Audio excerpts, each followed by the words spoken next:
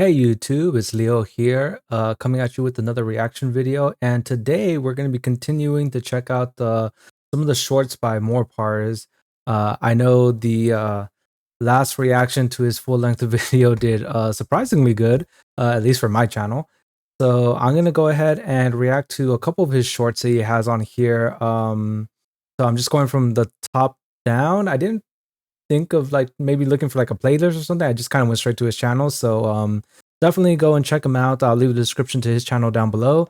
But yeah, let's go ahead and get right into it. This is one of the oldest creatures on the planet. Oh, it's a horseshoe crab. We got a boomer! Introducing the horseshoe crab. Found under the sea in the Atlantic, Indian, and Pacific Oceans. Oh, when wow. I said old, I didn't mean individual. Yeah, they use horseshoe crab blood for vaccines, don't they? I know on the East Coast of the US they do farm them, but I think it's just they extract some of the blood and that's it. They let them go. I don't think it's a lethal process, but I'm talking too much. Let's just go ahead and watch the video. These little guys disconnect from the server at around age 40. Oh geez. And as far as their actual lives go, they're kind of boring. They're bottom feeders with zero offensive capability, and the only reason they have a tail is that without it, they would die if you flipped them onto their backs. Oh. No, when I say old, I mean as a species, because these things are walking fossils that have been running the exact same basic ass build, completely unchanged, for millions. You know, there's a surprising number of aquatic animals that seem to have just kind of stayed frozen in evolution. I'm thinking of like the alligator or crocodile. That's kind of the similar thing, right? 2 years. How many millions? Well, here is a list of events that this little guy's family tree has lived through. The fall of Rome. The evolution of humankind.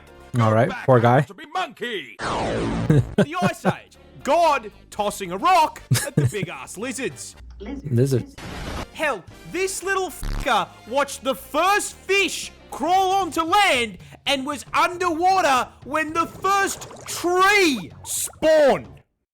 But I think the best way I can put this into perspective is that not unlike the way the Earth orbits the sun orbits the Milky Way. Now, this process takes around 225 million years to complete. The horseshoe crab has seen it twice. Twice! That's actually kind of cool. Jeez. This is one of the oldest creatures on the planet. This plant explodes. Oh no, I don't like the way this thing looks at all. Well, you see, this is a squirting cucumber. Stop giggling. I see you laughing. I don't know what you're talking about. This is serious. These things are found worldwide, and to understand where this thing got its name, you need to understand how most plants spread their seeds. You see, most of the time, plants store their seeds in their fruit. Birds then swoop down, grab their food at the drive-thru, eat it, and fuck off. They then digest the flesh of the fruit, but shit out the seeds. Seeds hit the ground, get fertilized, and the cycle begins anew. But the squirter is poisonous. Oh, well then, that's a problem. Every single part of the plant is toxic, so if Tweety here eats it, he's going to become a KFC family bucket. So if that's the case, how does it spread its seed? Well, same way you do. Oh no. You see, the cuke stores its seeds in the fruits as well, but the fruits are made up of very soft cells, and as they grow, they slowly fill with moisture. This moisture causes them to swell and inflate, increasing pressure on the inside of the fruit. That pressure builds. I think I see where this is going. Until finally, all that pressure is too much for the stem to bear. And then it just falls to the ground? Like the pin in a grenade. And with that opening, all those seeds and all that pressure finally has somewhere to go. So, in order to spread its seed far and wide, it busts. This plant... Okay, awesome sound effect there. I didn't think HelloFresh could... Nope. Spiders are scary. But hey, at least they can't get you in the water, right? Well, Yeah, about that. nightmare is a fishing spider. Native to the land down under, because of course it fucking is. And you may be wondering, There's why just the no fuck escape this from these thing spiders, is full of there? Jesus. Well, you see, fishing spiders have no webs. Huh. Which means they can't just wait for a fly to clothesline itself when they're hungry. No, when they want to feed, they gotta hop in the ute, drive down to the waterfront, and get ready to do some serious fishing. Now, last I checked, spiders can't just go down to BCF and buy a fishing rod. No, these little guys need to get hands-on. Or, should I say feet? Because they start their hunt by resting their forelegs on the water's surface. These legs are covered in incredibly sensitive hairs, which detect tiny little ripples and vibrations from the water. Okay. Basically giving them their prey's fucking IP address. Not only finding their location, but also doxing what fucking species it is. Uncooked fish finger located. All that's left to do is, you know, go out and grab him. But, yeah, you can't go underwater, can you? well, no. He's not wearing 4 pairs of Frostwalker boots. Those long legs are also coated in hydrophobic hair. This allows them to put their weight on the water without breaking the surface tension. This means that when they see their prey, they can simply Jesus towards it at Mach 5 and fucking grab it. Oh no. Fighting it with venomous fangs that inject, you guessed it, Say the line, Bart. Neurotoxin. neurotoxin. There we go. And once it's paralyzed, they drag it back to the shore and have a feed. Ah, wait, this one's too small, we gotta throw him back. Be free. Spiders are scary, but hey, at least they can't. All right. This is the world's deadliest tree. Introducing the manchineal tree, found in the United States of America and the Caribbean. Oh, really? And you may be wondering, what makes it so deadly? And the answer is that when growing this thing, God used the same design philosophy that Miyazaki uses when he puts a swamp in a FromSoft game. Because even thinking about the fucking thing will poison you. Leave me alone! Sounds about right. The Where in the US is this tree exactly? Just asking for a friend. entire tree from root to stem contains more toxicity than a league lobby, and that starts with the sap. This thick, sticky, white substance is not only found inside the tree, but thinly coats the entire thing, not unlike the sock under your bed. Oh This is no. a problem because it contains 3 separate toxins. 3 that will separate seep types of into your neurotoxins. system if you so much as f***ing brush the thing, causing severe itching, swelling, and chemical burns. Okay, so just don't go near the tree. Getting toxic shock from It seems kind of simple. isn't enough for you? Well, you'll be happy to know that eating the fruit on it can just Also kill toxic. you. Oh wow. Yeah, what the sap does to your skin, the fruit essentially does to your throat and internal organs. So just a few bites of Satan's apple here will cause you to start choking before you experience the worst stomach pain of your entire life, collapse to the ground, puke your guts up, and then start shitting them out. How have we not gotten rid of this tree? But the f***ed up part is even if you don't eat the fruit or touch the tree, it can still poison you. How? Well, let's say Yeah, you're how, walking outside please? And suddenly, it starts pissing down with rain. Thinking quickly, you run for cover under the branches of a tree. A manchineal tree. The rain Oh no. hits the leaves and the branches of the tree, mixes with the toxic sap, and then falls directly onto your fucking head. Oh, this sounds awful. This is the world's deadly. Okay, yeah, that is horrifying actually. I did not even think that a tree could be that deadly. Like I've heard of like I don't know, coconut trees or something like that, something falling on somebody's head, but all right, avoid trees. Gotcha. SQL, ETL, dashboards, reports, you do it. Nope. This tree grows Oh, grenades. why what since when did the trees become a threat? When did I have to start worrying about the trees? This okay, all right. So this is a sandbox tree, native to South America. And before we even address the frag grenades growing in the branches, The what? we are going to start at the bottom of the tree because I feel it's important that you understand that this tree was designed from the roots up by God himself to f***ing hurt you. But why? Who hurt this tree? 60 meters in height. The first phase of the fucking boss fight that is this tree is the giant inch-long rock-solid bark combat knives covering the thing from top to bottom. Yeah, that seems like a If problem. Fruit's cousin being armed like the average British resident was not enough to stop you from getting too close, touching the tree will immediately make you realize it is not ribbed for your pleasure. It's for your fucking poison. Of course it has poison. Of course. The sap of the sandbox tree is very fucking toxic, causing severe itching and rashes on contact, and if you some fucking how get it into your eye, it will temporarily blind you. Okay, at least it's temporary. That all pales in comparison to what you came here for. The reason, the other name for this thing, is the fucking dynamite tree. The fruit. You see, Oh my these God. fruits aren't meant to be eaten. In fact, they're poisonous. Put it in your mouth. Of course you'll they're poisonous. Vomit and shit yourself. No, they are made to spread the seeds of the sandbox tree in the most American way humanly possible. Explosions. Directed by Michael Bay. The fruits are basically seed-filled time bombs. As once mature, they begin to dry out.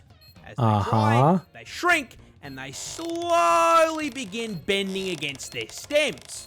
The tension gets too high, snaps the fibers holding it against the stem, and the whole thing explodes like a fucking frag grenade, sending seeds flying up to 240 150 miles per hour. Yo, no, do not go near that thing.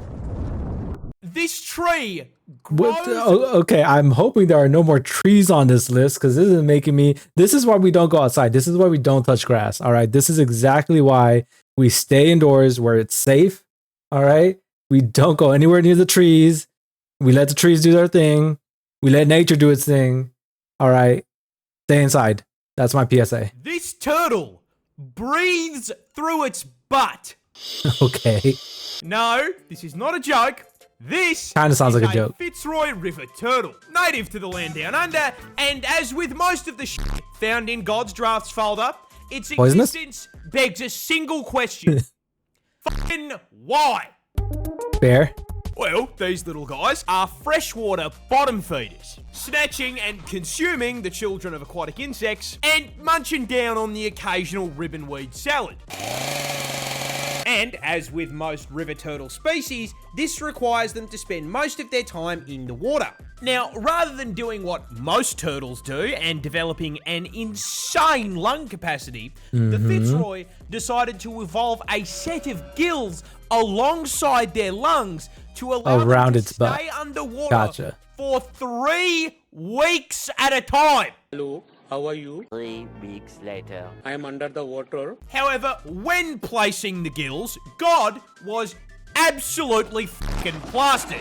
And instead of placing them on the neck like a normal animal, he slipped on a beer can and not only placed them on its ass, but inside of it. I'm sorry, what? You know what makes this even worse? Turtles do not have a single purpose hole like you or me.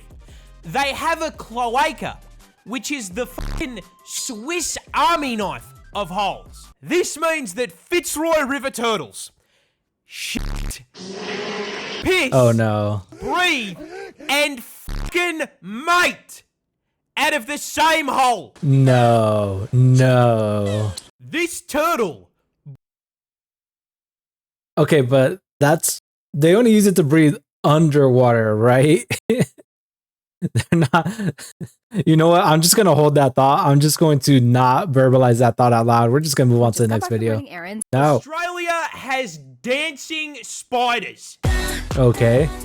Oh, that guy looks kind of cool. To the land down under's most fabulous arachnid, the peacock Pretty fabulous. spider. I can agree with Now, that. this 8-legged pride flag is not remotely dangerous to humans. Okay. Got full venom, tiny fangs, and as far as size goes, they're the spider equivalent of a fucking gnome. What makes these little guys interesting is their love lives. You see, not unlike normal peacocks, it's only the males of the species that are running the RGB gamer lights. Yep. But why are they built like a Razor laptop? You gotta get Well, attention. because spiders can't just post up with a dead fly on Tinder and start swiping. I mean, they could give it a No, try. boys here have to attract a lady the old-fashioned way. Shaking arms. Dancing. Yep. You see, in order to find a mate, peacock spiders head out to the club and find a lady across the dance floor. They then lock eyes with her, and as the song changes, they raise that coloured dump truck to the sky. Their Start colored playing dump truck. Dance, Dance, Revolution, baby. Now, as he dances, the female spider watches very closely. Not only paying attention to the movements of the dance, but also the fucking vibrations. And if our protagonist here can nail Osu Valentine's Edition just right, the female spider will slowly approach, Okay. lean in for a kiss, and... Is this one of those where they eat the male? No? But, Okay. Here's the thing. If he fucks up the dance, he fails the charisma check. And if he fucks the charisma check, he's no longer boyfriend material. He's a fucking nappy. Oh, I knew it. I knew it. I knew it. Don't ask me how I knew it, but that always seems to be the situation with insects. Why is it that every insect, the male insect, just ends up becoming food for the female? I mean, yeah, at least I'm thinking of like praying mantises, where at least I think they still get to at least mate. But I guess this poor guy is like, nope, you failed the Riz, so now you're just gonna be eaten. That sounds fair. That sounds Australia fair. just found a new insect. Why? Why? And in a Stop finding certified insects. Australia moment, it is unironically called the fucking Lucifer bee. Because of course, we have the Satan Of course. bee. Yep. Snakes and the spiders and the fucking dinosaurs weren't enough. No. No, Now, I no. gotta dodge a rejected doom enemy on my walk to work. Discover How do you just discover this? it in Hold the on. closest climate to hell on Earth, Western Australia. These bad boys were named after the Lord of Hell for two reasons. The first of which being the giant fucking demon horns. Okay, yeah, bolted that's to their kind of cool. heads. Now, those horns aren't just there to look scary. They're actually a defensive mechanism to protect the demon bees from bigger predators. However, only the ladies of the species stay strapped. Oh, as the that's horns are interesting. only found on females, meaning a more accurate name for these absolute girl bosses is the Karlak bee. But a Okay. pair of spirit Halloween horns can't be the only reason they're named after the devil, right? I mean, there's gotta be fucking something else. Like, do they spit fire? Yeah, like, do they have like a stinging? Maybe Are they they've got a poisonous? pitchfork for a stinger. Yeah. That injects you with fucking acid venom. The answer to that is, no. It's a normal fucking honeybee. The actual Oh. reason is that lead researcher, Dr. Kit Prendergast, Dr. Kipper's guy, she does amazing. Okay. was watching the fucking Netflix show. Biggest cock I've ever seen. And this isn't even What? the first time she's done something What? like this. She named another species after her pet dog. Fucking based. That's actually kind of badass. That's kind of awesome. I want to hear more about that lady. It's just, wait, how recently was this bee discovered that it's still able to be named? Australia, stop finding stuff. All right. You guys need to just leave your wilderness alone. Just go back inside. That That's- isn't a tree. It's a fucking bird. Say what? Introducing the tawny frogmouth, a species of bird found in the Oh, they're land kinda- down under, kind of and adorable. Australia's very own avian equivalent of a maxed out Skyrim stealth build. Now you may be thinking to yourself, well, it can't be that stealthy. I can see it. Yeah. Yeah, you can. You can see that one. Did you see the one right fucking next to it? Now, the important question is, why the fuck do these things have predator camo? Well, there's two reasons. It's Australia. First of all being, it's fucking Australia. Yeah, that seems like a These fair bad enough boys reason to are hide. primarily nocturnal, staying on the move during the night and dive bombing unaware insects to meet their bulking goals. Those poor Bugs Life bugs. However, that means that during the day, they sleep. And in a country where at any point you can be bitten, mauled, stung, or fucking drop kicked to death, Those kangaroos are really a laying menace. down in the wrong spot can turn a short nap into the forever sleep. So, in order to prevent themselves from becoming an item on a snake's KFC order, these tactical chickens evolved the ghillie suit Tactical to chickens. basically allow them to fucking disappear. Being practically invisible allows them to unlock their second passive, fucking DoorDash. You see, these guys are so fucking good at cosplaying a stick that not only do predators mistake them for Groot, but so does their prey. And so, whenever they take a nap, they just leave their mouths open a little bit. And whenever some poor ant just tries to walk his way to work, he instead just eats DoorDashes it? himself directly into its fucking mouth. Okay, well that's kind of cool. That I wish I could just sleep and then be fed. Well, no, I take that back. Never mind. I'll leave that to the birds. I take that back. That actually sounds kind of awful. I want you to imagine you're cave diving. You turn All the right. corner I would and never see a cave dive, spider but web okay. the size of the fucking wall. I regret to inform you that no, this is not fake. This is an actual Oh, photo my of the God. inside of a cave on the Greek-Albanian border, where scientists Oh, it's not have Australia for discovered once. the world's largest spider web. Okay, can you Located in a not? portion of the cave crammed to the brim with sulfur that has quite literally never seen the light of God. This wall Isn't sulfur poisonous to breathe? Am I thinking of something else? of white sticky stuff spans 1,100 square fucking feet. That is a the massive size spider of a web. two-bedroom fucking house. However, Yeah. finding the average Australian home on the wall of a cave at Y11 brings up a far scarier question. Yeah. What the fuck built it? Well, to the relief of many, no, we did not discover a giant spider lair, Good. Good. nor is this the result of a single spider with creative mode and world edit. All right, so it was a bunch of It's far fucking worse, spiders. because this web is the arachnid equivalent of getting the boys on for a 2-week Minecraft phase.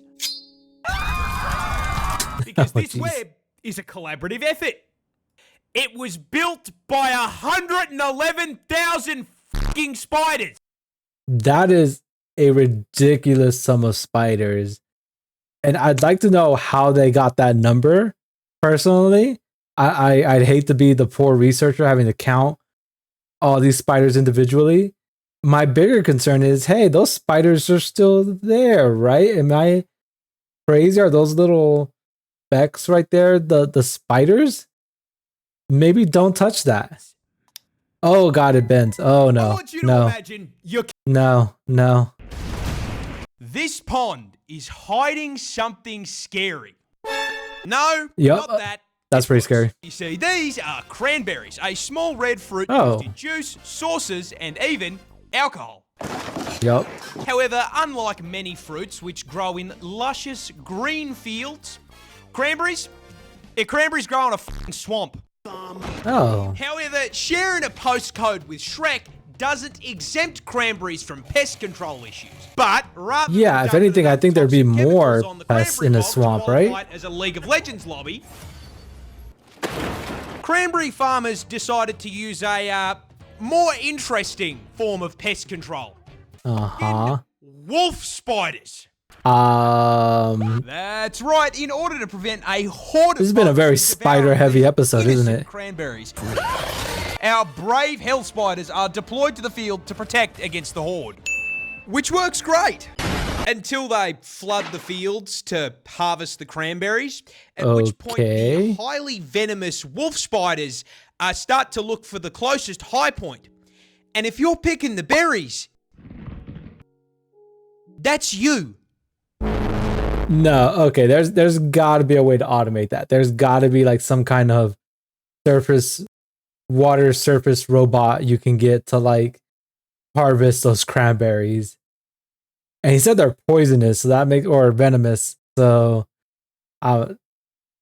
something about this just doesn't seem efficient at all. This shrimp has a gun. No, Okay, this so it's in isn't a America? Fortnite skin. This is a real f***ing animal, and it's called the pistol shrimp. Now, Oh, I've heard of this guy.